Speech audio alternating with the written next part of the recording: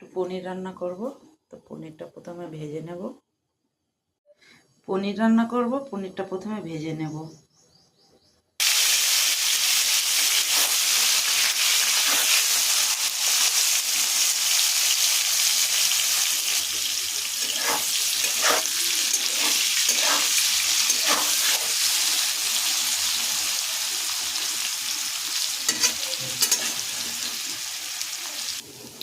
পনিরটা ভাজা হয়ে গিয়েছে, তো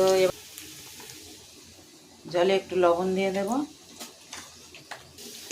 পনিরটা জলে তুলে নেব, লবণটা ঢুকবে।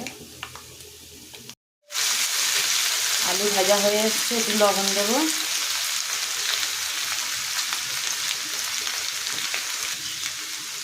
একটু হলুদ দেব।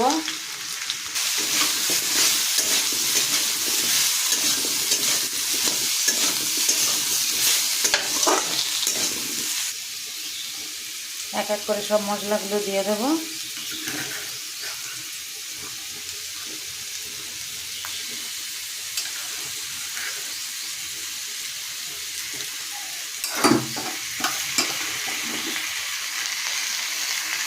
আমি বাটা মশলাই ব্যবহার করি। আলু পনিরের তরকারি হয়ে গেল। আজকের মেনু বিট ভাজা, আলু ঢেঁড়সের তরকারি, আলু পনিরের তরকারি।